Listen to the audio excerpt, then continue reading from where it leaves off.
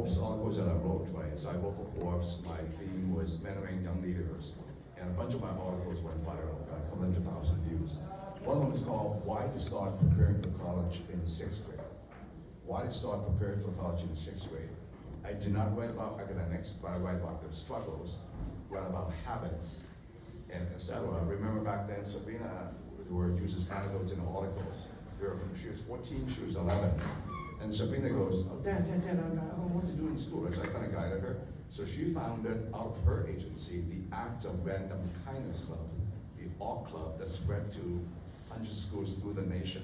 Silicon Valley first, and then California through the nation, a bit internationally, and got recognized by the Random Kindness Foundation, something like that. So that's a good thing to do, right? And then another lesson that I've seen, and I coach and mentor hundreds of kids one-on-one, right? High achievers. She went to Georgetown in business, but she pivoted to CS. It's never too late, right? Because kids are kids. They might pivot a little bit here, and then it's a miracle she got to Google as a senior software engineer team leader right now. We got 5 minutes left. Lydia, okay, my fireball right here. So she's a refined next gen. She's a fireball right here. And Lydia, you went to Wharton. You graduated, she graduated summa cum laude.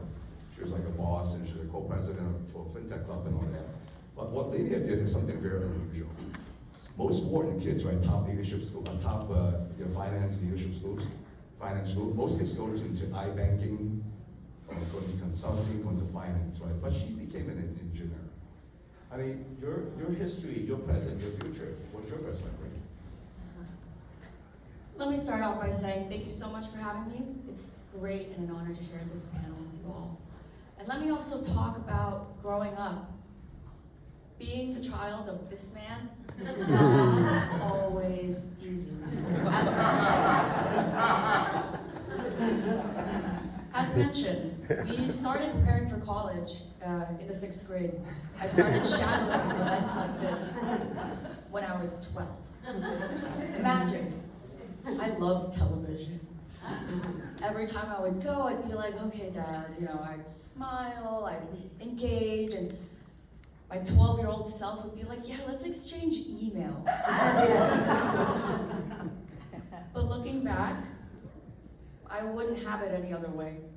The values that everyone has mentioned so far, I think he spoke them into my ear when I came out of the womb. It's grit, it's integrity, it's love, humility, fun, high standards on what matters. It really does start when you are young and growing, because now that's how I live my life. As mentioned, I went to Wharton.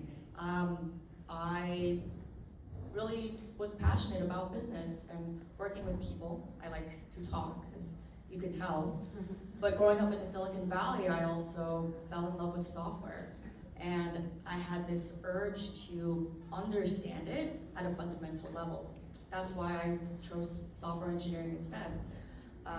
But with regard to the future, I see this software engineering as my current passion, but kind of like a side quest. Down the line, I hope to take what I am learning, what I am building, back to the family business and take us forward.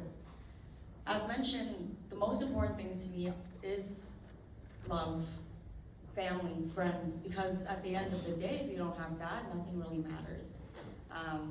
But I am very grateful for this guy.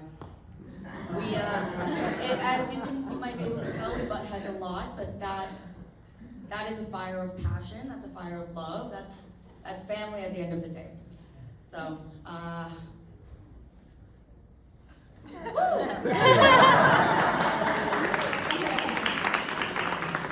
Thank you, wow. I don't know what to think.